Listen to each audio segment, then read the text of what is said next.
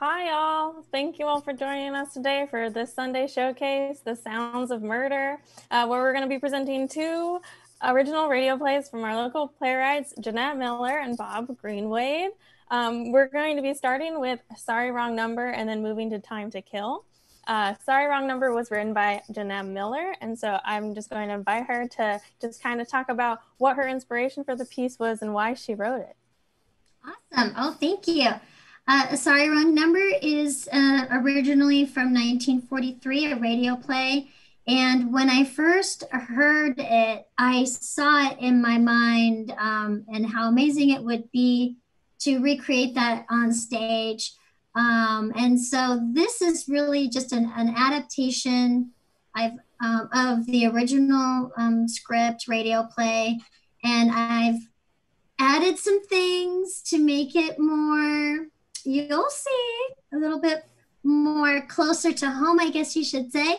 And my vision for really was to bring it to the stage and just, I love darkness, despair, psychological turmoil, and suspense, and this play has it all.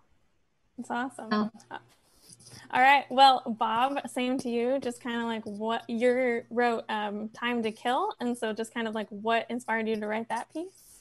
Well, about 5 years ago, I had an acquaintance up in Michigan who was getting a radio show going, online radio show called Doorways and Dimensions.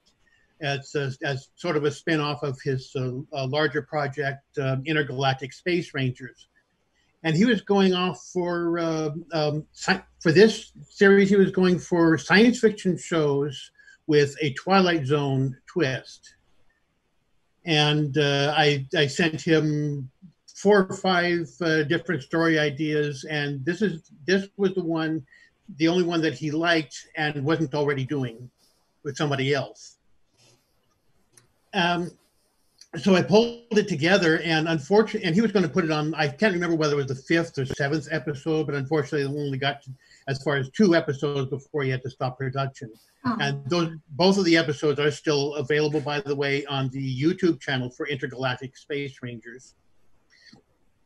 But I still had this script laying around, and then Jeanette mentioned to me she was doing Sorry, Wrong Number and wanted something to add to it, and I said, well, I have this thing called Time to Kill. I sent it off to her. She read through it, loved it, and it is still now, as it's going to be read, in the format of a radio script, as though it was a pre-recorded script. But we went through a preliminary read last night, and these actors have just kind of stepped up and adapted it in their brains into a very nice virtual theater production. Awesome. Well, then let's turn off our videos and mics and get started. Enjoy. Yep. Have fun. Love it.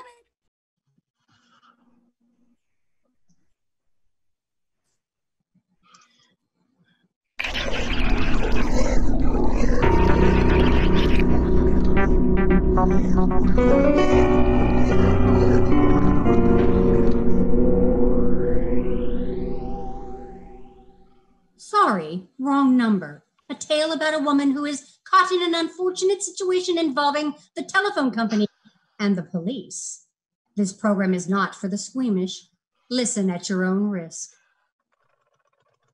Operator, I've been trying to get 555-2425 for the last half hour, and it's been busy. Well, I don't see how it could possibly be busy. I mean, that long. Can you try that number for me, please?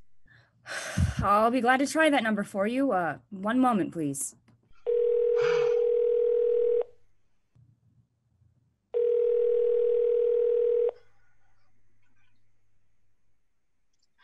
Oh, I don't see why this is so busy and all the time.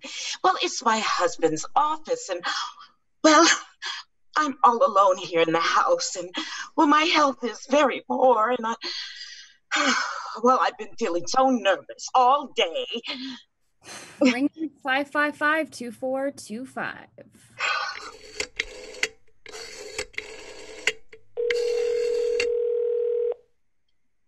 Hello? Hello? Is Mr. Stevenson there? Hello? Hello? Hello? Hello, George. Yes, this is George speaking.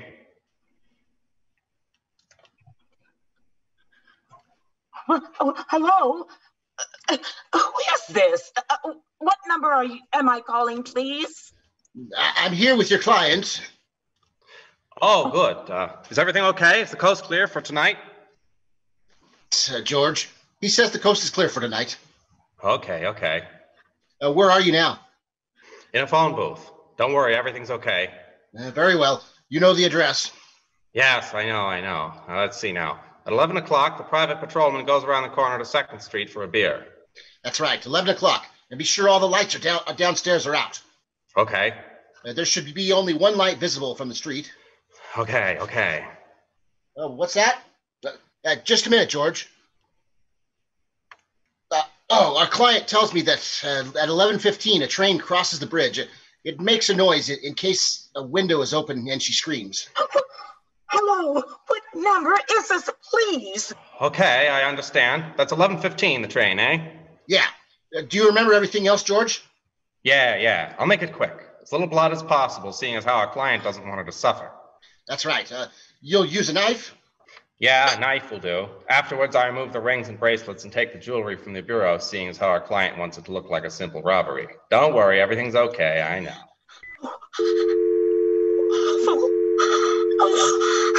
Speakingly awful. Operator? Your number, please. Operator, I've just been caught off. What number were you calling? Well, operator, I was supposed to be calling 555-2425, but it wasn't. Oh, some wires must have been crossed. I was cut in by a wrong number, and I've just heard the most awful, dreadful thing. Something about a murder. And the operator, you simply have to retrace that call at once. I don't know what I'm going to do. I beg your pardon. May I help you? I know it was a wrong number, and I had no business listening in, but these two men, they were cold-blooded fiends, and they're going to murder somebody, some poor innocent woman who was all alone in a house by a bridge, and we've got to stop them. We just got to. What number are you dialing, please? It doesn't matter what number I was calling. This was a wrong number, and you dialed it for me. And we've got to find out who that was and what's going on immediately. What number did you call? Oh, why are you so stupid? What time is it? Do you mean to tell me that you cannot find out what that number was just now? I'll connect you to the chief, operator.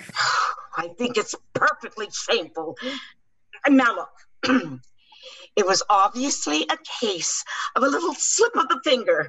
I told you to try 555-2425 for me, and you dialed it.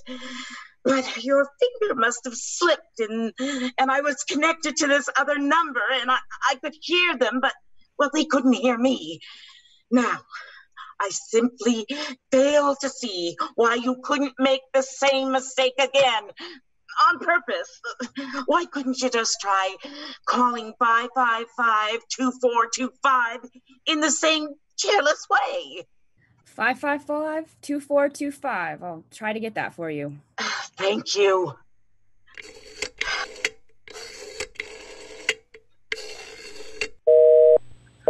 I'm sorry, 555-2425 is busy. Operator. Your call, please. You didn't try to get the wrong number at all. I asked you explicitly, and all you did was call the number correctly. I'm sorry, what number are you calling? Can't you once forget what number I'm calling and do something for me? Now, I want to trace that call. Well, it's my civic duty. It's your civic duty. Oh, to trace this call and apprehend those dangerous killers. And you won't. I will connect you with the chief operator.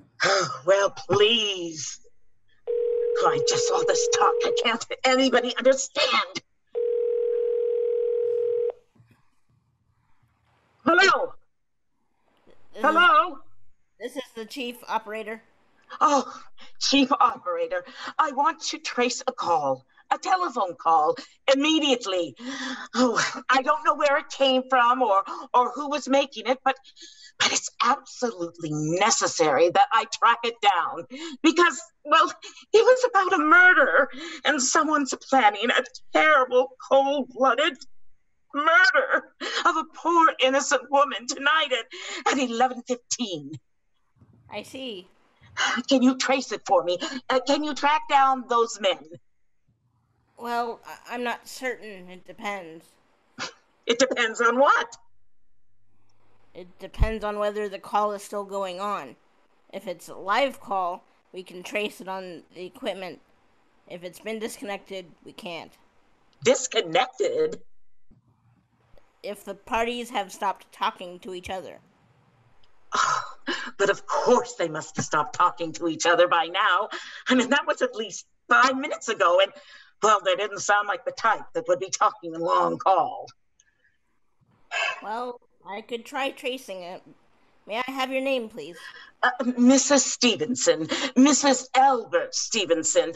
But listen, I think and maybe... Your telephone number, please? 555-0588. Oh, if you're going to do this, you're just wasting all this time. Why do you want this call traced? Why? Oh, no reason.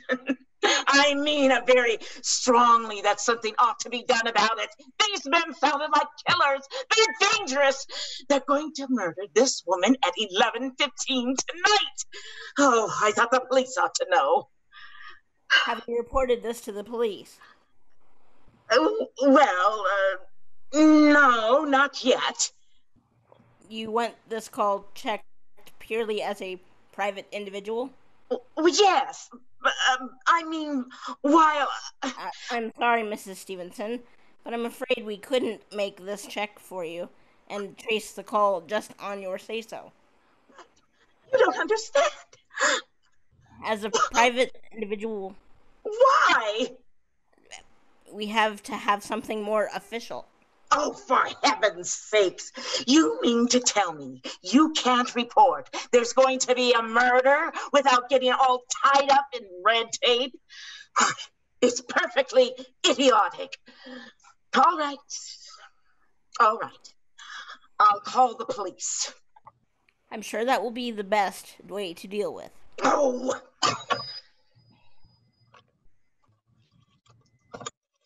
It's ridiculous. Never heard anything such nonsense in my whole life.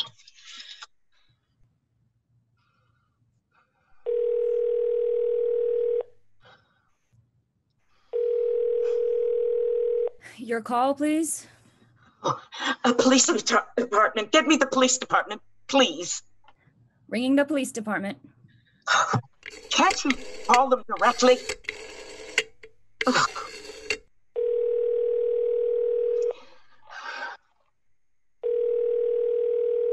Police Station 43, Sergeant Martin speaking.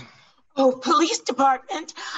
This is Mrs. Stevenson, Mrs. Albert Stevenson, on 5353 Monroe Avenue. I'm calling to report a murder. Eh? I mean, well, a murder hasn't been committed yet. I just overheard these plans on the telephone over a wrong number that the operator gave me. I've been trying to trace down the call myself, but everyone is so stupid. I guess in the end, you're the only people who could do anything. Yes, ma'am. It was perfectly definite murder. I heard their plans distinctly. Two men were talking. They were going to murder some woman at 11:15 tonight. She lived in a house near a bridge. Are you listening to me? Yes, ma'am. Well, and then there was, a private patrolman on the street, and he was going to go around the block for a beer on 2nd Street. And there was this third man, a client, who was paying this poor woman's murder, and was going to take her rings and her bracelets, and use a knife. Well, it's unnerved me dreadfully. You see, I'm ill, and I'm not very well. Yes, I see. When was all this, ma'am? About 8 minutes ago. Then you can do something. You do understand. What's your name, ma'am? Mrs. Stevenson. Mrs. Albert Stevenson. And your address? 5353 Monroe Avenue. That's near a bridge. The Van Buren Bridge. You know, we have all private patrolmen on our street. Yeah? And 2nd Avenue is... And what was that number you were calling? 555-2425. But that's not the number I overheard. I mean, 555-2425 is my husband's office. Mm-hmm. Well, you see, I have limited physical mobility, you know, and it's my nurse's night off, and I hate to be alone, even though he says, as long as I have this telephone right here beside my bed. Well, we'll look into it, Mrs. Stevenson, and see if we can check with the telephone company. The telephone company. They said they couldn't check the call. The parties had stopped talking. I've already taken care of that. Oh, you have? Yes, and personally, I feel you ought to do something more immediate and drastic. Just check the call. What good does checking the call if they stop talking? And by the time you track it down, they'll already have committed a murder. Oh, yeah. We'll take care of it. Don't you worry. I say the whole thing calls for a search. A complete search through the whole city. I'm very near the bridge, and I'm not very far. You said... from 2nd Avenue. And I know I feel a whole lot better if you send a radio car to the neighborhood at once. Well, what makes you think the murder is going to be committed in your neighborhood, ma'am? Well, I don't know. Only the coincidence is so horrible. I mean, 2nd Avenue, the patrol car, man, and the bridge. Yeah, well, 2nd Avenue, you know, is a very long street, ma'am. And you know how many bridges there are in the city of Corvallis alone. Not to mention the Harrison Bridge, Willamette River Bridge. And the Corvallis Bridge Club. I know all that. How do you know this isn't some little house in Albany on some 2nd Avenue you never heard about? How do you know you're even talking about Corvallis at all? But I heard the call on a Corvallis dialing system. Well, maybe it was a long-distance call you overheard. Oh, no! No, you know telephones are funny things. Now, look, why don't you look at it this way? Supposing you hadn't broken in on that telephone call. Supposing you got your husband all the way you always do, you wouldn't be so upset now, would you? Well, I suppose not, but it sounded so inhuman, so cold-blooded. Well, a lot of murders are plotted in this city every day, ma'am. We managed to prevent almost all of them, but a clue of this kind is so vague, it isn't much more to us than no clue at all. But surely you can... Unless, of course, you have some reason for thinking this call was phony and somebody was planning to murder you. Me? Oh, no, I hardly think so. I mean, why should anybody? I mean, I'm alone all night and day. I see no one except my nurse, Eloise. Yeah? Well, she's too lazy to even bring up my breakfast tray. Mm-hmm. Has scarcely left my side, but my husband, he's the only person. He's crazy about me. Oh, he adores me. He waits on me hand and foot and has scarcely left my side since I became ill 12 years ago. Yeah, well, there's nothing for you to worry about, and you just leave the rest to us. We'll take care of it. Well, what will you do? Oh, it's so late. It's nearly 11 now. We'll take care of it, lady. Well, will you broadcast it all over the city and send out squads? Oh, and warn the radio cars to watch, and especially in suspicious neighborhoods like mine. Lady, I said we'd take care of it. Now, I've got a couple other matters here in my desk that require immediate attention. So, good night, ma'am. Thank you. Oh, you idiot! Oh, no. Why did I hang up the phone like that? He'll think I'm a fool. Oh, why doesn't Albert come home? Why doesn't he?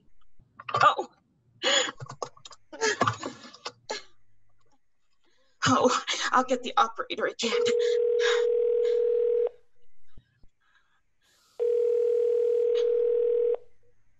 Your call, please. Operator, for heaven's sake, will you ring that 555-2425 again? I can't think what's keeping him so long.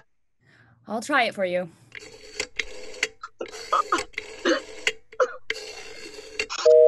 I'm sorry, 555-2425 is busy. I will try. I can hear that.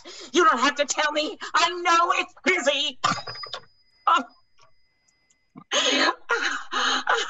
got to get out of this bed. I need a little while. If I could just take a breath of fresh air, or lean out the window and see the street.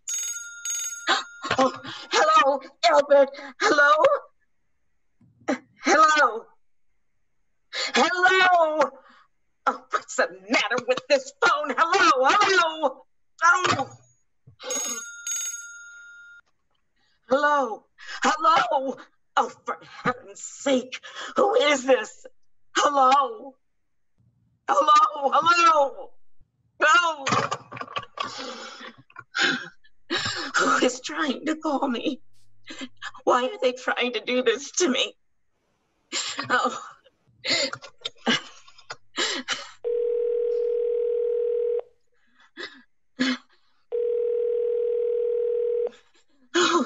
Your call, please. Oh, operator. I don't know what's the matter with the telephone tonight, but it's positively driving me crazy. I've never seen such ineffective, miserable service. Now look, I am a sick woman, and I'm very nervous, and I'm not supposed to be annoyed, but this keeps on much longer, and I don't know what seems to be the trouble. Well, everything's wrong. I haven't had one bit of satisfaction out of one call I made this evening. The whole world could be murdered for all you people care.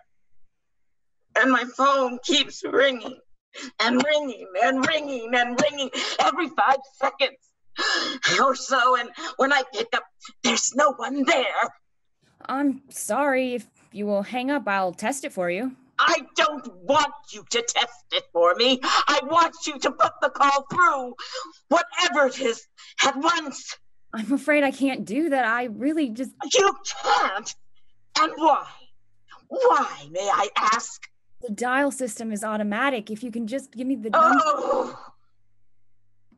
Someone is trying to dial your number. There is no way to check whether the call is coming through the system or not. Unless the person who's trying to reach you complains to his particular operator. Well, of all the stupid... And meanwhile, I've got to sit here in my bed, suffering every time that phone rings, imagining everything. I will try to check the trouble. Ed, Yes, ma'am. what's the use talking to you? You're stupid. Oh, I'll fix her. That's what I'll do. How dare she speak to me like that? How dare she?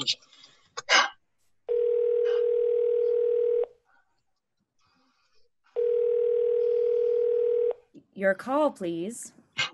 Young woman, I don't know your name, but there are always ways to find out.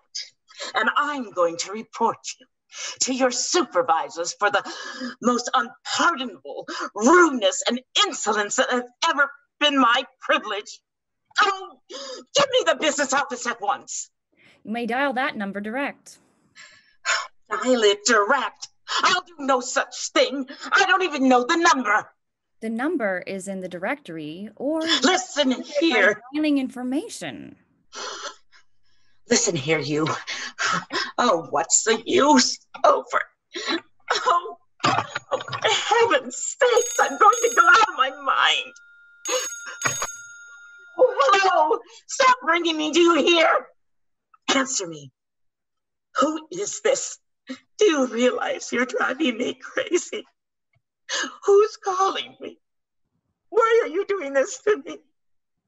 Now stop it. Stop it. Stop it. If you don't stop ringing me, I'm going to call the police. Do you hear? Hello. Hello. Oh, if old Albert would only come home.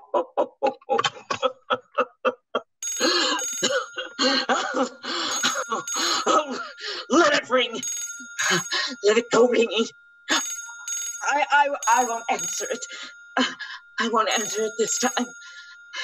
If it goes on ringing all night, I won't answer it. I won't. I won't.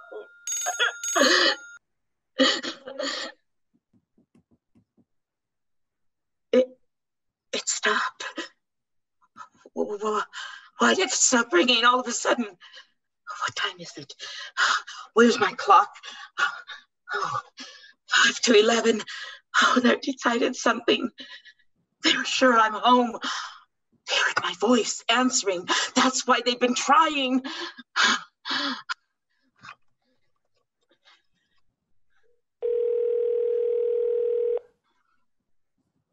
Why didn't she answer? Your call, please.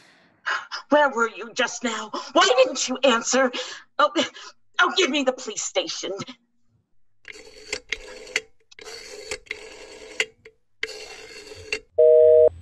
I'm sorry, the line is busy. I'll call you when it's not. Busy? Now that's impossible. A police department can't have a busy signal. There must be other lines available. The line is busy. I'll try to get them for you later. Oh, no. I've got to speak to them now. I may be too late. I've got to talk to someone. What number do you wish to speak to? I don't know.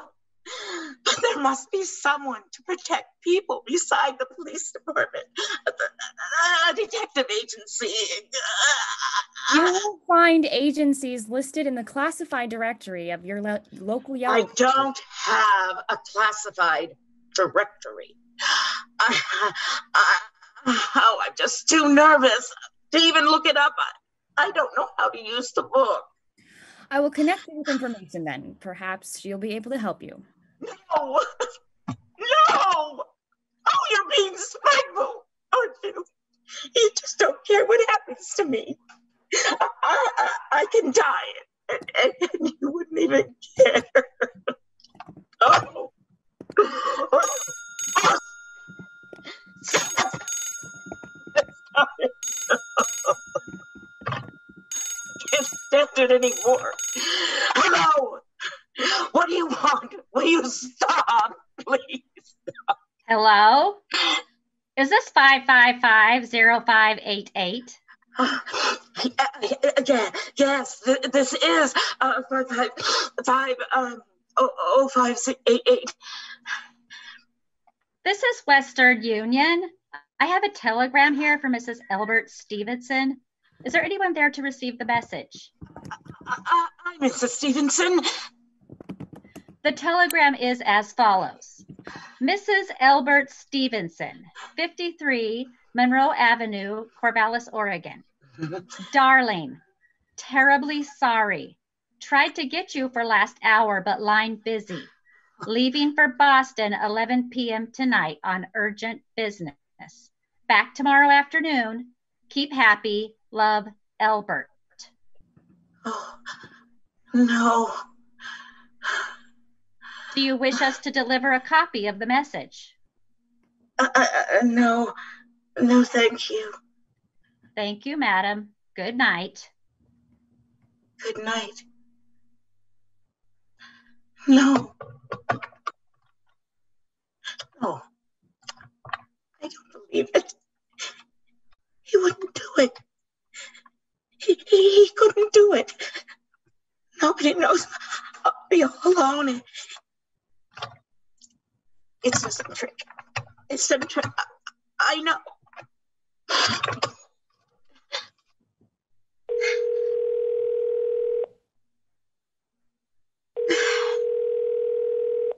Your number, please.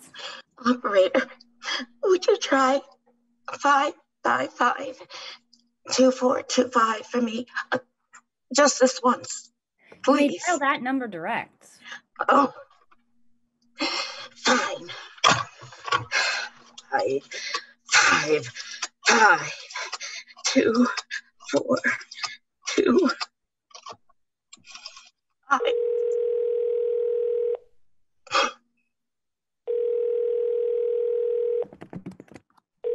Oh, no. No, you're not. Oh, Albert. How could you? How could you? Oh,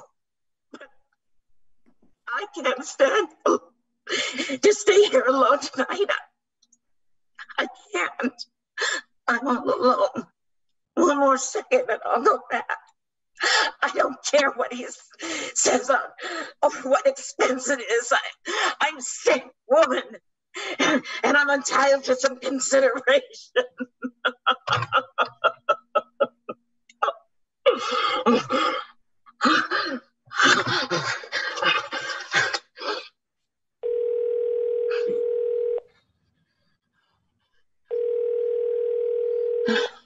This is information. May I help you?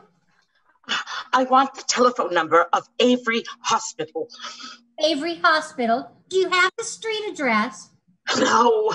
Well, it's a very small, private, and exclusive hospital where I had my appendix out 2 years ago. Avery, Avery. One moment, please. Oh, please hurry, please. Oh, what's the time? You may find out the time by dialing 555-1212. Oh, for heaven's sake, I have no time for dialing. The number of Avery Hospital is 555-9970. Oh, 599. Oh, 5, excuse me, 997. Oh, that's right. 997. Oh, all right.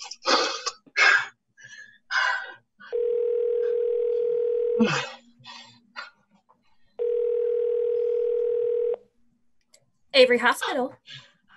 Nurses Registry, please. Who is it that you want to speak to? I want to speak to Nurse Registry at once. I want to train nurse. I want to hire immediately for tonight. I see. What is the nature of the case, madam? Nerves. I'm very nervous, and I need soothing and companionship. You see, my husband is away, and I'm... Have you been recommended to us by any doctor in particular, madam? No, but I don't see why that is necessary. I want a trained Nurse, I want a patient. I was a patient in your hospital 2 years ago, after all, and I expect to pay this person for attending me. We quite understand that, madam, but these are chaotic times, you know. Registered nurses are very scarce right now, and our superintendent has asked us to send people out only on cases where the physician in charge feels it's absolutely necessary to do so. Absolutely necessary? I'm a sick woman, and I'm very upset.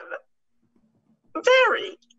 I'm alone in my house, and I'm a sick woman.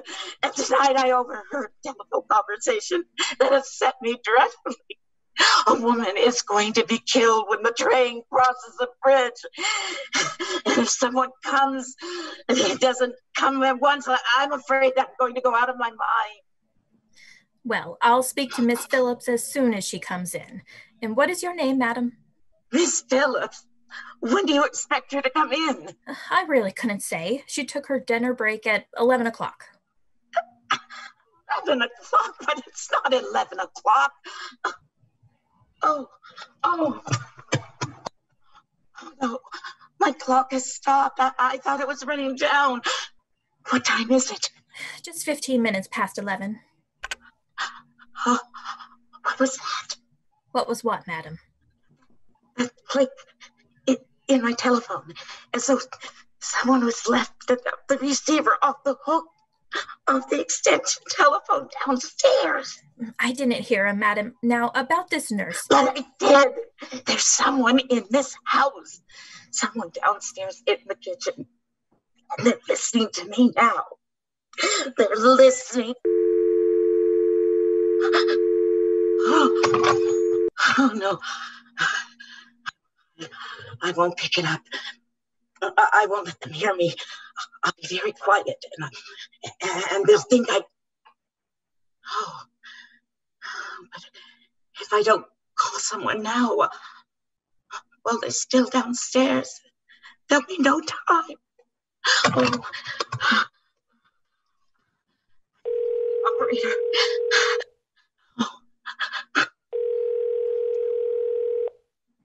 Your call, please. Operator, I'm in desperate trouble. I need some help. I'm sorry, I can't hear you. Please speak louder. I don't dare speak louder. There's someone listening. Can you hear me now? I'm sorry? But you've got to hear me. Please. Please, you've got to help me. There's someone in this house. Someone who's going to murder me. And you've got to get in touch with them. There it is. Did you hear it? He put down the phone. He put down the extension phone. He's coming up the stairs. Get me the police. One moment, please. I will connect. Oh, please, please. I can hear him. I can. Please, oh God.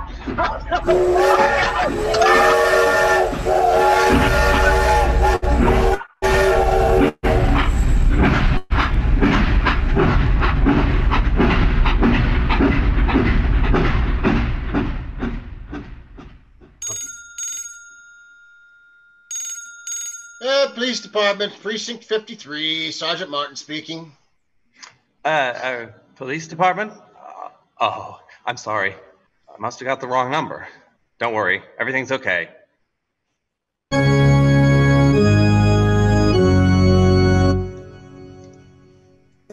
Well, things didn't turn out too well for Mrs. Stevenson. Fortunately, the author of tonight's tale spared you the embarrassment of including a song performed by the producer's wife.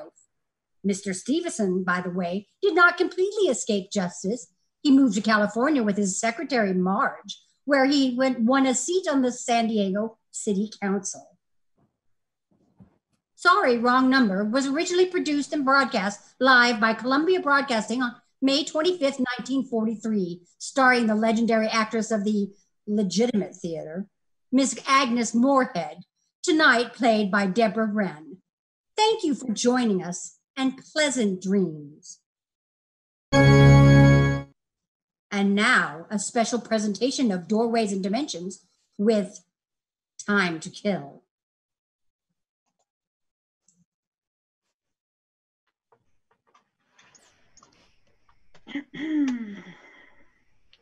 Next up, Leo Whitaker. I'm here. Have a seat, Mr. Whitaker. Mr. Whitaker, regarding your parole, this board has discussed your case at some length, particularly your interview this morning. We do have some concerns about that interview. Specifically, we have a general sense that you're holding something that troubles you back. Is there anything you have to say that could shed some light on this?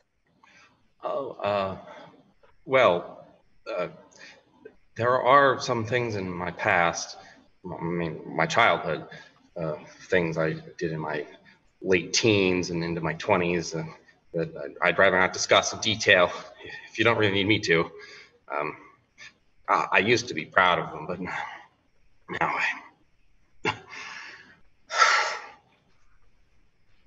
if I could erase them from my past, if I could make things like the people I hurt never hurt, I'd give just about anything. I see. Mr. Whitaker, we do have some reservations about whether you're ready for parole. However, our decision is to give you a chance. Your parole is approved. Oh, thank you. There are several conditions, though. You will be required to report in to a parole officer twice a week on days to be determined by him or her. You are to have no contact with Lois Irvin or her family unless initiated by their attorneys. And because of the nature of your attack on Mrs. Irvin, you are not to possess or operate electric power tools. You are not to leave the state of Oregon without permission from your parole officer. Do you understand these restrictions? Yes, I have no problem with any of them. So you intend to abide by them? Yeah. Yeah, I said yes. Of course, you'll also have the usual restrictions: no firearms, find employment within 6 months, and so forth. Right, yes. I'll follow every rule, I promise.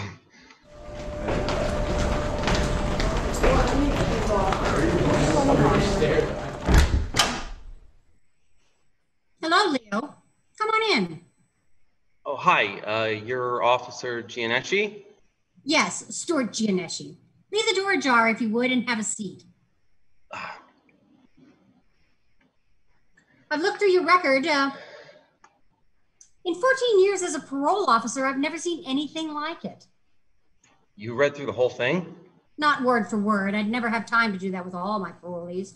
What caught my attention, the abrupt change in your behavior 4 years ago. Oh, yeah. I guess you could say I just woke up one day and found God. Even for that, it's pretty unusual. I'm sure a lot of guys say they found God when they just want to get an early parole. There's that. But even the sincere ones don't show the kind of changes you've shown. You went from a man who settled his disputes with schemes of violence to a man who avoided violence whenever he could.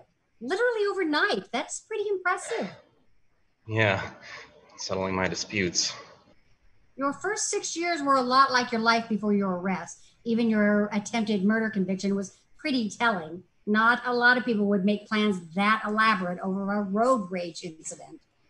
I can only say that it wasn't just myself behind it. I understand about all that. I'm an agnostic myself, but I've noticed that the sincere ones almost always credit God for their changes.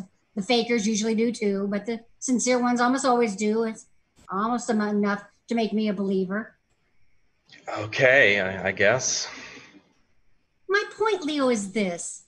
The vast majority of the guys whose paroles I've handled are capable of making good lives for themselves. The only real barrier is attitude. A guy could have a genius IQ and a college education, but if he won't do the work needed to get and keep a good life because he's too proud or too lazy or too impatient or whatever else, then I'll be seeing him back behind bars within a year. And sometimes it's hard to be just too disappointed. I mean, it's not always easy to make it on the outside, even for those of us who walk the straight and narrow from the get-go. But if I read here and what I've seen of you in the couple of minutes you've been here are any indication of what you're really like, you'll do fine. Oh, well, thank you. That's not the pep talk I usually give. Usually I encourage my guys to set aside their pride, work hard, be patient, and do anything else it takes to become a good part of society. I think you have that potential without my encouragement. But I do want you to know that if I'm right about you, you have my support 100%. Thank you, officer. Of course, if I'm wrong and you're faking me out, I'll burn your butt. Okay, understood. Do you have a place to stay? Sort of. I have this voucher for 2 weeks in a motel. No relatives you can stay with? My only living relative is my mom, and she's in a nursing home with Alzheimer's. Oh, I'm sorry to hear that. I remember seeing something in your file about an Uncle Philip. He's been missing for years. Did you see in my file about my head injury? I think I saw something about that. That happened when I was 15. Most people think he was the one that did it, but he's been missing for 8 years and just reappeared for that one day, and nobody's seen him since. I'm sorry to hear about that. Any idea why he'd do such a thing? Well, my family always said that I looked just like him at my age, and he was kind of mentally unstable. Our best guess is that he thought I was becoming a new him to take his place and felt the need to eliminate the competition. I guess we'll never really know. No other aunts or uncles, I suppose. Oh, no, my dad was an only child. I had a brother, but he died in a car accident. Who's managing your mother's affairs? A cousin of hers, who wants me to stay away from him and her. I see. I gotta admit, it's not without good reason. I wasn't exactly a great son even before my head injury. And it only got worse afterwards, but anyway. He also owns 2 pit bulls, a shotgun, and a law degree from Yale. I can see that there's been a lot of trouble and tragedy in your life. Hopefully this is where that all turns around. Hopefully. Well, I suppose I could go back home to Iowa and see if I have any friends left there who'd be willing to help me out, but even if I had the resources to do that, I don't think the parole board would let me. Yeah, I think you're probably right about that part. If you'd like, I could talk to them about transferring your parole to Iowa. Oh, no thanks. I think I'll stay in Oregon. In Iowa, I'd probably be too tempted to go visit my mom and her cousin, and well, you know. Yeah, I get the picture. Oh, well, one other thing before you go, Leo. Okay. If something bad happens, if you make a mistake or something causes you trouble or anything else, it can mitigate things quite a bit if you are the one who brings it to my attention. It could even make the difference between staying out of prison and going back. Okay. Yeah, I understand. Are you okay, Leo? You look like you have something on your mind. Oh, nothing serious. Nothing you need to worry about anyway. It's just... Something from your past? A lot of some things, actually. Things I did before that thing with Mrs. Irvine. Anything I need to know about? I'd really rather not go into the details. I mean, your job's about my future, not my past, right? Well, I can be concerned about your past.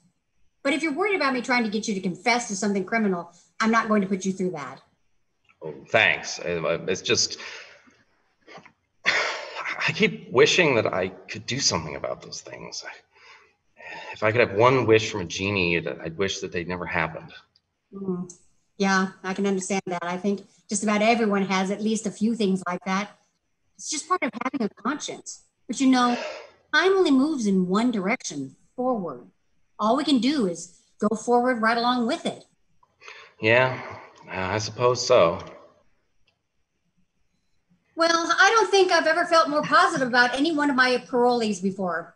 I wish you all the best. Thanks, Officer Jeanette. Now, For which days to check in, I want you to touch bases with me on Monday and Thursday mornings, no later than 10. How does that sound? That sounds fine.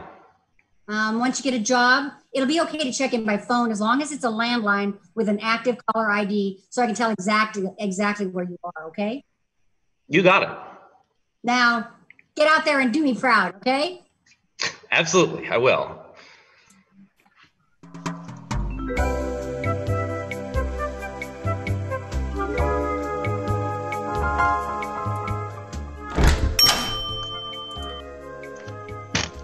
Hi, Leo. Oh, good morning, Carol. I heard you got a new job. Yeah, I'm doing grunt work at Carver Brothers Construction. Well, I mean, they call it basic labor, but it's really just grunt work. I start Monday. And it only took you 4 days. I'm as surprised as anyone. I figured it'd take a lot longer than that.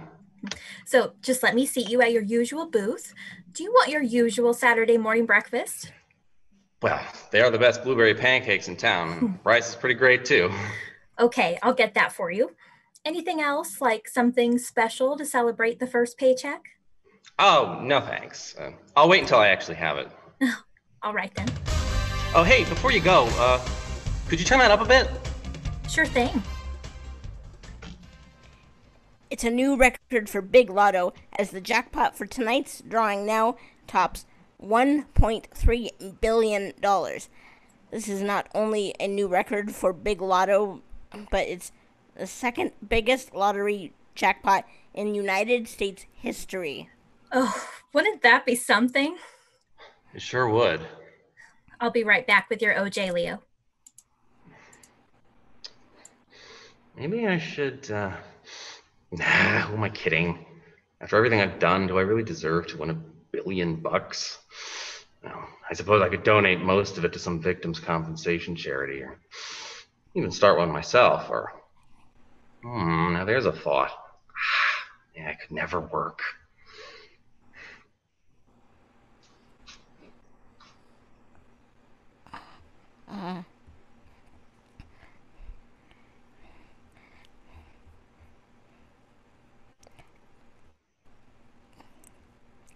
$37-year-old Leo Whitaker of Salem, who had been out of prison for less than a month when he won the money. Mr. Whitaker made the local news 10 years ago after being convicted of the attempted murder of Louise Irvine in the aftermath of a road rage incident. When asked, he said that he took his time coming in to collect his winning because he wasn't sure he really deserved it. Well, and finally, I just figured maybe I can help Mrs. Irvine with her medical bills, and maybe with a few other things too. Here you go, Leo. Oh. Officer Jeannette? Oh. Wait. Your pancakes should be up in just a few minutes. Oh. All right. Thanks. And say, could I bother you for a Big Lotto ticket? I have the $2 right here. Sure thing.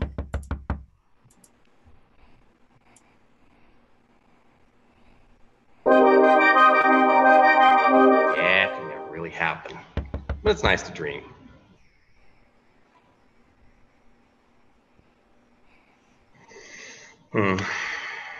Well.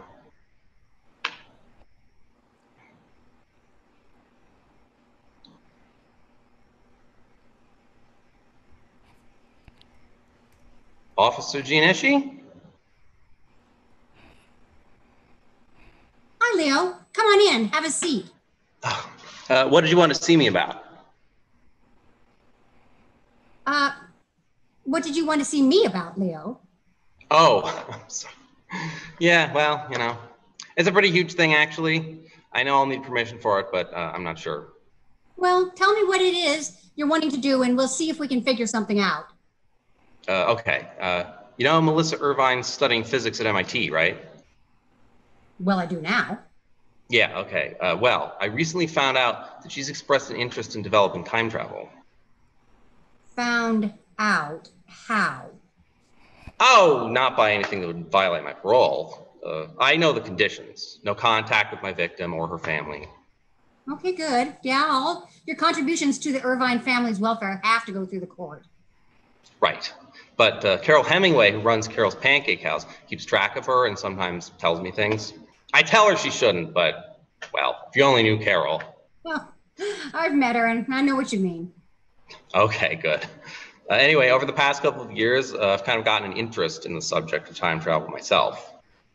And there's something I heard on the radio just before my win about this scientist, a Dr. Alistair Gables, who made this huge breakthrough in time travel research. I remember hearing something about that. It's pretty exciting. Yeah, it sure is. I even decided to follow up on it just to keep tabs on how it was going. The whole thing was funded by the Mr. Copper Foundation. Oh, no. Isn't that the one that just got caught up in that money laundering scandal? And that's right. All the assets are frozen, including the funding for Dr. Gables' research. And you want to provide that funding. Yeah, except that's the easy part. That's what I'm thinking. What's the hard part? Before he can accept my funds, the board at the university where he teaches wants to meet with me in person. What's the university? Cambridge. England? That's the one. Oh, wow. I had a feeling you were headed out of state, but not out of the country. Yeah, I know it's a big thing, and if it wasn't so important to me, I wouldn't even ask. You're thinking of arranging for Melissa to get a job on this project. Oh, I think it's the sort of thing she'd be interested in. I wouldn't even try to make hiring her a condition of my funding, but I'm sure Dr. Gables will need plenty of research assistants, and I think she'd qualify if she's willing to relocate to England. Okay, bad idea. I shouldn't have wasted your time. No, it's okay. Really, Leo, it's good that you brought this to me. Oh, really? Okay. Actually, I was contemplating something else, something I think you'll like. Oh. You see, it's extremely rare for a parolee to get permission to leave the country. When a violent crime is involved, I don't know that it's ever happened. Personally, you've been such an exemplary parolee that I'd be inclined to let you, except that it's not my call to make. It has to go through the board, huh? Exactly. Now, I can make a recommendation to them, and I'm going to recommend that they say yes. But I'm also going to recommend something that might make things a little easier. Oh, what's that? That they end your parole altogether. Really? Absolutely. In fact, I've been thinking about it since your last check-in. You've been at this for 1.5 years now. And like I said, you've been downright exemplary. Of course, the lottery win made things a lot easier, but that's hardly a guarantee of good behavior. Well, thank you. I don't even know what to say. You just said it. Thank you. Oh, right. But let's see how things go with the parole board before we get... Still, I have a feeling you'll be on your way to England within the next couple of months. Officer Jeanette, I have to ask. You're not like any of the guards in the prison or any other cop I've ever met. How do you do that? How do you keep up this positive attitude when you spend all day dealing with guys like me? Like guys like who I used to be. Well, that's simple, but not always easy. I just look for the best part of everyone I meet and try to bring that part out. That's it? Like I said, simple, but not necessarily easy. I've been at it for most of my life. If you're starting out at your age, you'll probably take a bit of practice before it comes naturally. And the first person to try it on has to be yourself. Thanks. I'll have to give that a try. I'll give you a demonstration when I talk to the parole board about your case next week.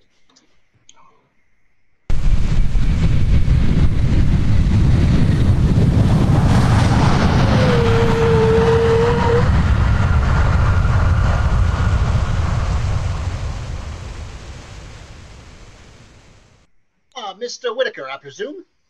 Oh, yes, Dr. Gables. In the flesh, as it were. And this is my assistant, Dr. Gwen Forbes. Pleasure to meet you, Mr. Whitaker. Same here. Here, we can walk you to the baggage claim. Thank you. To what do I owe the pleasure of being met by you at Heathrow in person? Oh, forgive me, Mr. Whitaker. I'm just a bit exuberant at my prospective success, I suppose. You should have seen him when he first got the news of your interest. Yes, well, let's not go into that, eh? Oh, I probably felt pretty close to the same when I found out that the parole board was closing my file. Yes, I can barely imagine. Congratulations. Thank you. But since you're here, there is one thing I'd like to mention to you. I just wouldn't want it to get back to your board. Oh, nothing illegal, I hope. Oh, no. At least, not that I'm aware of. In fact, I don't really mind if they learn about it in and of itself. I'd just rather they didn't know that the idea came from me, is all. Well, then, name it. Okay, you said in that paper you sent me that your main goal was to send solid objects backwards through time. Yes, and also reflect them back, of course, so we know they've made it. How big of a step would it be to go from doing that to sending people back? Oh, well, that's rather hard to say. I mean, we're barely getting a grasp on the implications of sending back a tiny bit of solid matter, but an entire person? There are several competing theories about that. Ideas of retrocausality and ontological paradoxes and other things that you'd have no idea what I'm talking about. Yeah, well, maybe you can explain them to me sometime, Dr. Forbes. Yes, I think I'd enjoy that.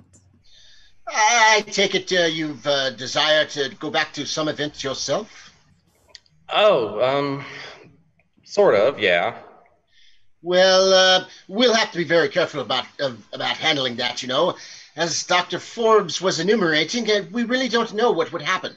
We'd have to run several more tests with objects of increasing size, then move onto robots, then small animals. Actually, I think we're getting a bit ahead of ourselves, aren't we, Dr. Gables?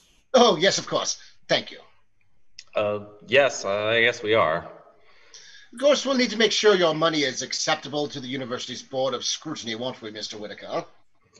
Yes. How much of a problem do you think my criminal record will be? Well, I shouldn't think it would be much of a problem, especially since your parole board concluded your parole early based on your good behavior. Exemplary behavior, they said, and specifically so you could come out here. Oh, yes, quite.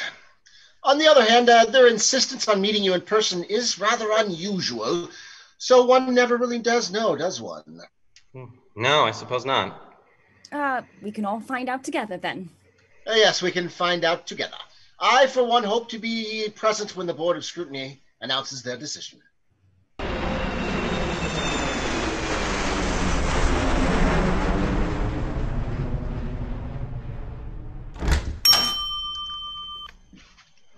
Good morning, Leo.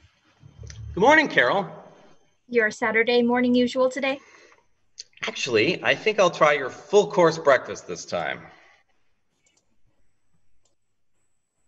Hey, is that Leo Whitaker? It is. Officer Stuart Giannette. Oh, and you even remember my first name. But I'm a detective now. I've moved over into the cold case squad. Well, congratulations. How are you liking it there? It offers some interesting work, and it's certainly less dangerous. Good to hear, Detective. You look like you've been doing well for yourself. It's been what, 4 years? 5? Almost 5 since that trip to England. You know, a lot of lottery winners have run through their cash by now. I know, even some with amounts close to what I won. That's why I hired a financial advisor. We've been making careful investments to make sure I stay stable for the rest of my life. See, didn't I say from the very first day that you had it in you to succeed? Well, a lot of it was luck. I didn't plan on winning that huge lottery jackpot. That's true, but your attitude and sense of responsibility have made you a successful lottery winner. Suppose you have a point there. That same sense I had back then tells me that you've probably been giving a lot to charity. Well, yeah. I mean, it's mostly charities for the homeless and medical research, upgrades to emergency rooms and poison control centers, things like that. And how's that time travel project going? Dr. Gables has had success beyond his wildest expectations. Just a couple weeks ago, well, this hasn't been publicized yet. No, go ahead. I know it's a secret. I kind of have to. It's a part of my job. Okay. Well, Dr. Gables and his team installed the system and successfully sent a working robot 2 hours back in time. Oh, really? Yeah. They're testing it to make sure it works properly, so human lives aren't put at risk. Wow, that's great to hear. Yeah. The next step is living organisms, plants first, then rats, and I think pigs. Well, hello there, Stuart. Good morning, Carol. What can I get you this morning? Bring me a short stack with sausage, a glass of orange juice, and some coffee. You got it. Hey, Leo, did you hear the news out of Iowa? Iowa? Yes, I think it's just come over on the TV late last night. I think they're about to rerun the story on this morning's News Digest. Oh, yeah. I think it's starting now. Turn it up so we can hear. Sure thing. Iowa State Police has identified the man as Philip McDougal, a vagrant that with ties to the Ames area and known to have mental health issues. They are saying that foul play was involved in McDougal's death, but aren't releasing any other details at this time. Our researchers have learned that Mr. McDougal, the uncle of philanthropist Leo Whitaker, who is originally from Ames. However, we've been so far unable to reach Mr. Whitaker for comment. Meanwhile, in an international organization of filmmakers... Found Uncle Phil's body. Oh boy, that could ruin everything. It's a good thing I'm already going to England next week.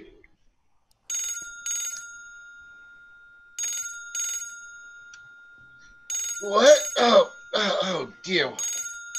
1:15 in the morning. Who could be calling at 1:15 in the morning?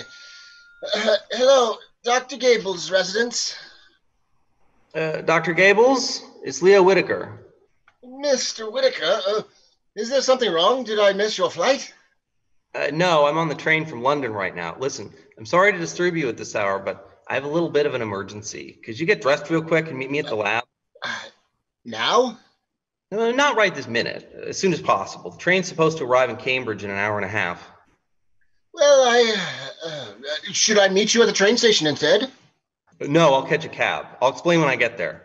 I suppose I could if that's too much of an emergency. Great. I hope I didn't wake Mrs. Gables. No, she's off visiting family. Ah, good. And could you also call Gwen and ask her to meet us there too? I can't seem to reach her number.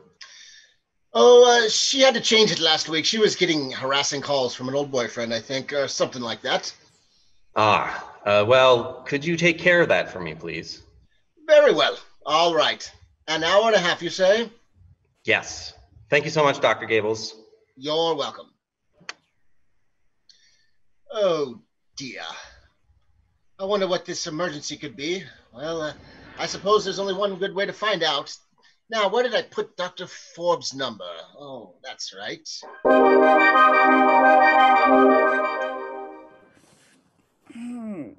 Do you have any guesses as to what this emergency might be? Oh, not really, Gwen.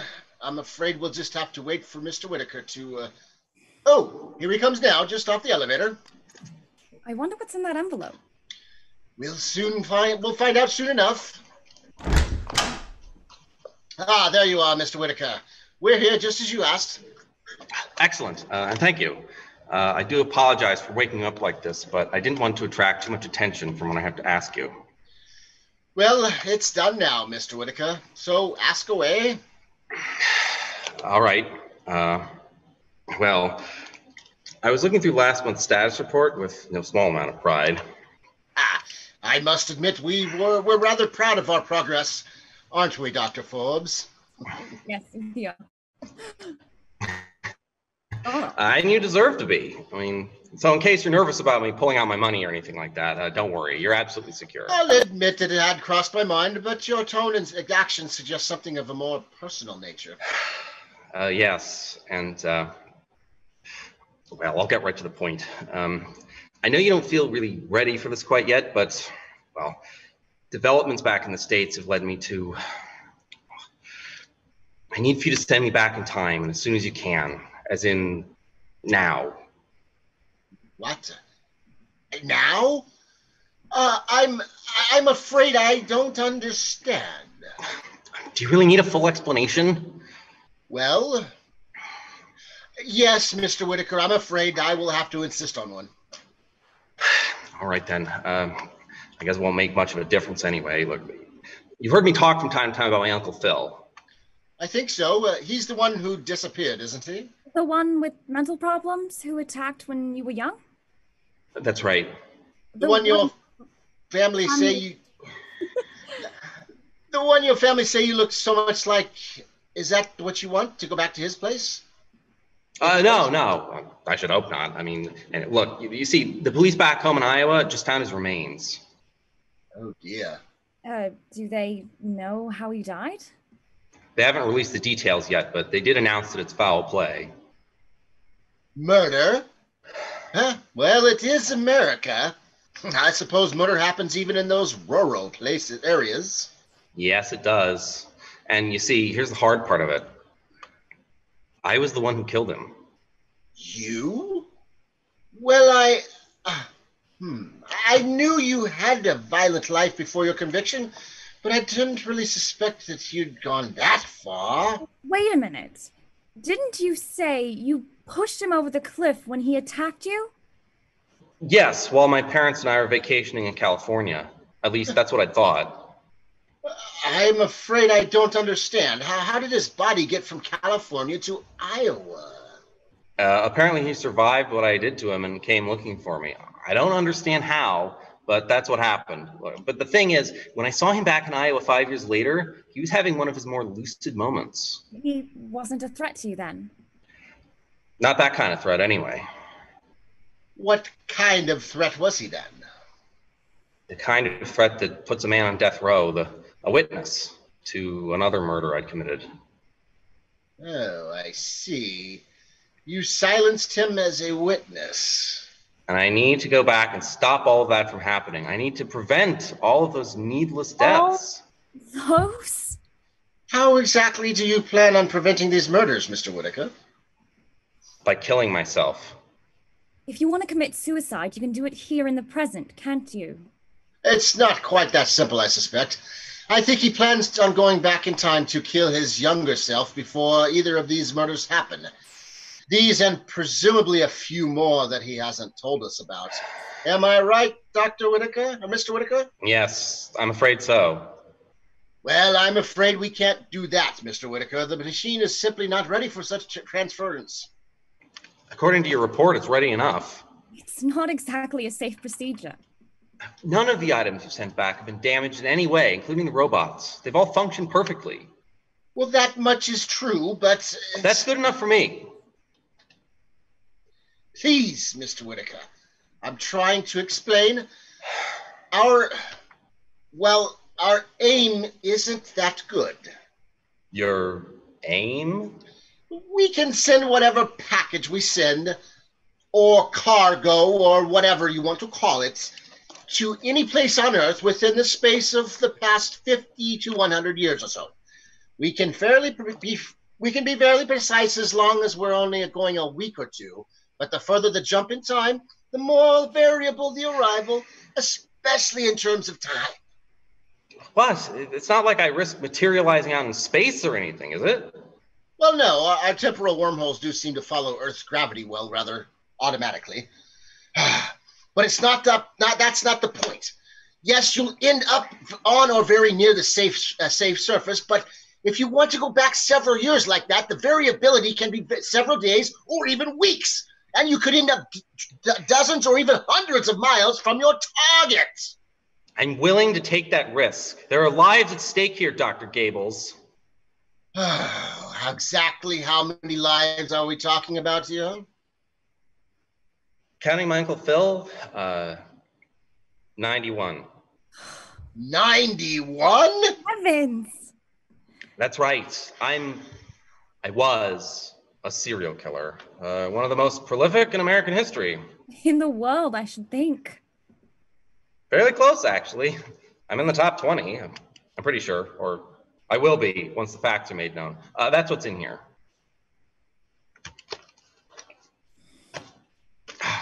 There are police in 47 states and 3 Canadian provinces who will be very interested in this, to say nothing of the surviving families of my victims. That envelope, I take it, contains your written confession? Exactly. Written and signed. 91 victims. It's a small wonder you had to use an envelope that big. You may read it if you want to, once I'm back in the past. What did you mean by once the facts are made known? Not only was I one of the most prolific serial killers in American history, but I was also one of the sneakiest. I had no pattern for choosing my victims. In fact, I liked the variety of killing all sorts of people, men or women, young or old, all races and lifestyles. I rarely killed more than once in the same way, everything from sniper shots to strangling with my bare hands.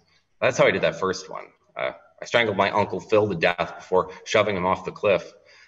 With his head injury, especially since I got it at the same time, I don't remember that much about it, but I do remember that part and feeling the life drain out of his body and thinking about how powerful that made me feel.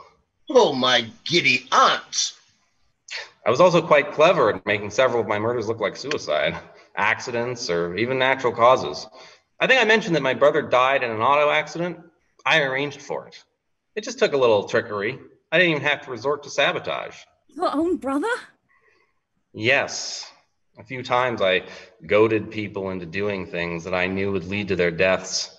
Sometimes it was someone I'd known for a while. Sometimes it was someone I just met. And sometimes it was a complete stranger I'd never seen before. Mrs. Irvine, the one I was caught for trying to kill, was a complete stranger. The road rage story I told about it was a complete lie. And nobody ever contradicted it. How could they? I said I'd gotten her car mixed up with someone else's. I only gave a vague description, so nobody could come forward and say that it was their car and it never happened that way. I was quite a liar in those days. I became quite proficient at spreading pain and misery wherever I went. And that's why I have to go back and stop it before it started. By killing your younger self? Exactly. Wait a minute. How do we know you're not just trying to escape justice by going into the past? I don't think he is, Gwen. He would have told us any number of stories that didn't involve confessing to such a long string of murders. But Dr. Forbes does have a point, Mr. Whitaker. If you really are guilty of these murders, then they're over and done with. Your best course of action is to make a clean breast of things with the police back in America. But that would still leave all of my victims dead. Leo, have you ever heard of the grandfather paradox?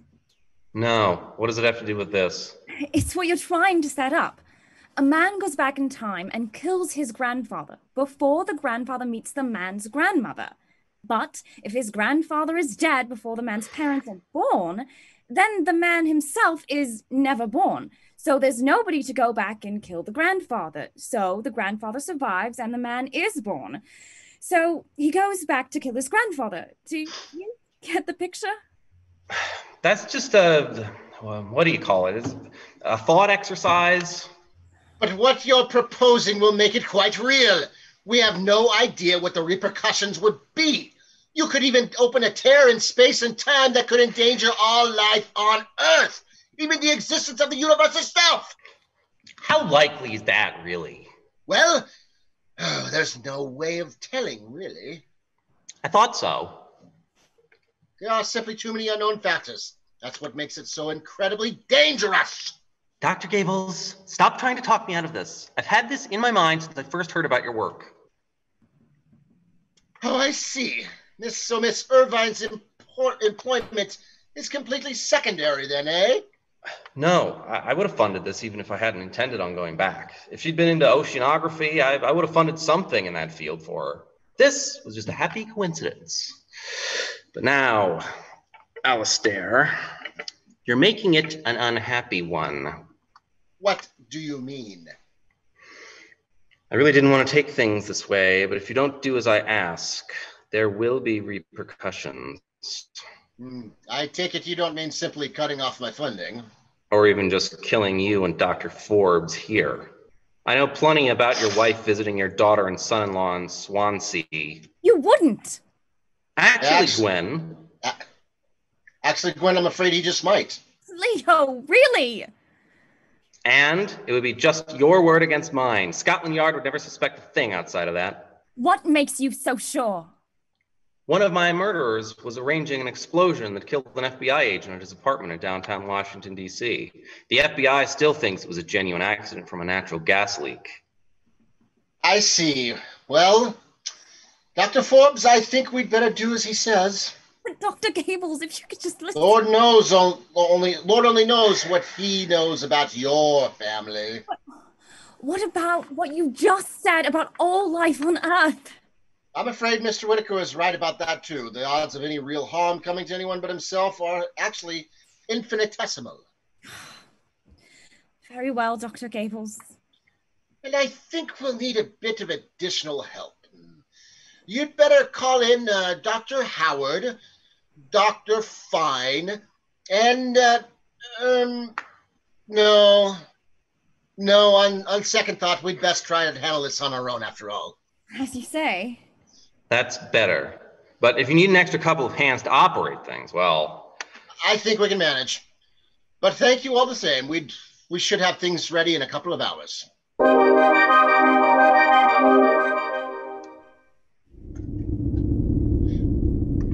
Power level? 1.16 gigawatts. How's the Siegfried differential? Solid as can be. Not meaning to put on too much pressure, doctors.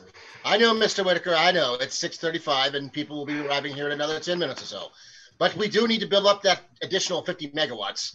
The time door will simply not work without it. Okay. Say, Mr. Whitaker, could you just stop your uncle from attacking you? That would stop that first experience and still let you live your life. I don't know. I might try that, but I think I'd still become a killer. Wasn't it all set off by that first experience? His death at your hands plus the brain injury? For years, I blamed it on all that. I'd say it was Phil's fault, or it was because of my traumatic brain injury, or because my parents were abusive, which, by the way, I no longer believe was true. But the truth is, my actions are my own responsibility. They were then and they are now. I'm pretty sure I still would have been a serial killer. Maybe not as prolific, but a murderer is a murderer. We're at full power, Dr. Gables. Very good. I'll set the coordinates then. I'm going to try for that spot in Northern California that you described, Mr. Whitaker, about 3 weeks before your attack.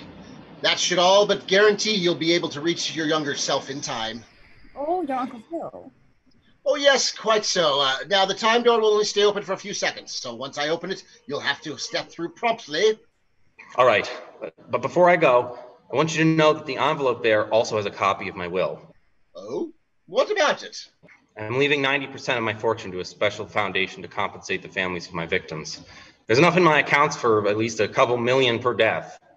But aren't you planning to erase those deaths? It's just in case I don't succeed. I see.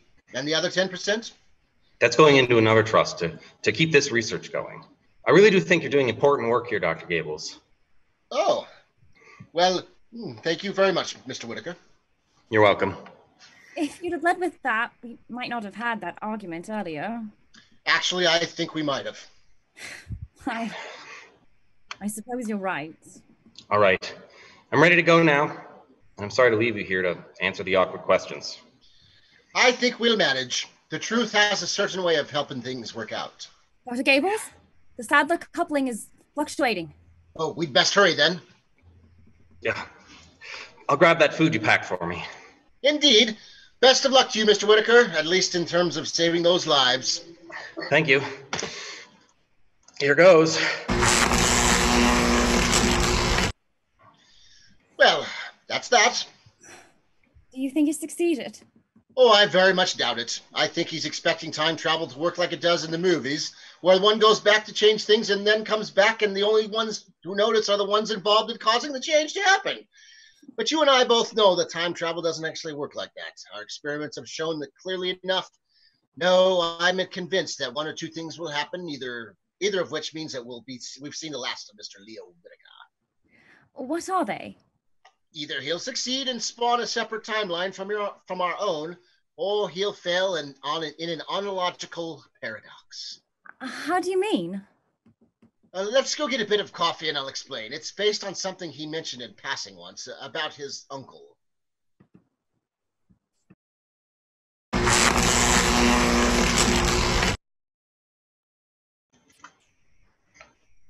Whoa. Okay, here I am. Wow. Oh, I'm sure glad they didn't decide to call my bluff. But just when and where am I? Dang it, I can't tell from these woods. Oh, wait. There's a town down there. I recognize that old mission. That's San Luis Obispo. That's almost 100 miles from where I need to be. Well, I better get walking. At least Gables and Forbes were good enough to let me have this food. I just hope his aim through time was better than his aim through space. Hey, Mom? Yes, son. I'm gonna take a walk, okay? Feeling a little restless? A little. Where are you planning on going? Just up to the wooded area up there. There's a trail up there that's supposed to have a pretty nice view of the ocean. Well, just be sure you're back in time for dinner. I will. Oh, and Leo, be careful out there. I just saw in the paper that there's some kind of mental wacko on the loose around here. Yeah, okay. I will, Mom. Good. Have a nice walk. Oh, man. 5 days of walking. Oh, how I wish I'd brought more food. Dr. Gables was right, or will be right, or whatever. I might have collapsed from hunger halfway here. I'm still not feeling too great. But I won't worry until I start talking out loud to myself. Oh, there he comes. Or my younger me, anyway. Oh, man, I think time travelers are going to have to start inventing a whole new class of pronouns. Anyway. Hey, who's there? Oh, great. So much for any hope of an ambush. Who are you? Me? Oh, I'm just... Uncle Phil? No, believe me. I'm not your Uncle Phil. No, I know it's you, Phil. I know I haven't seen you since I was 9, but I remember you well enough. Actually, I'm not him, but I am related. What? What do you mean? I'm here to set something right that he did wrong. Well, that's good of you. I'm sure he's done plenty of wrong things in his life. Well, I'm going to stop him from doing this one. You just said he already did it. Yeah, well, it's kind of a weird situation. Okay, well, is there anything I can do to help? Only thing that comes to mind would be to close your eyes and hold still. I don't think so. Fine then. We'll do this the hard way. Hey! Put that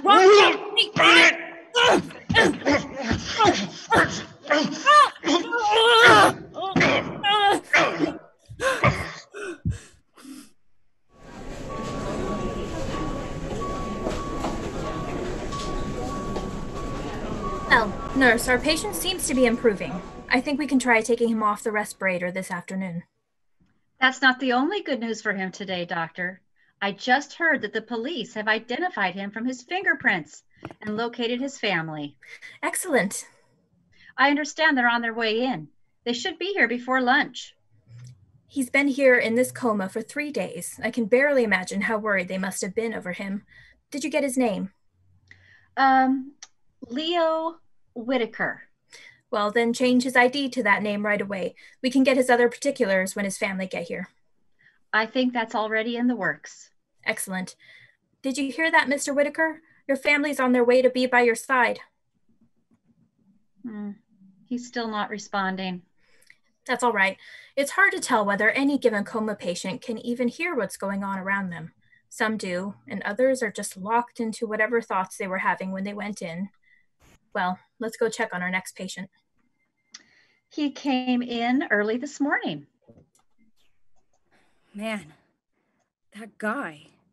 I could swear he was Uncle Phil. But when I strangled him, feeling the life drain out of his body, that was so cool. And that concludes our Sunday showcase of new plays, Sounds of Murder, with our 2 shows. If I could invite all the actors and playwrights back on stage.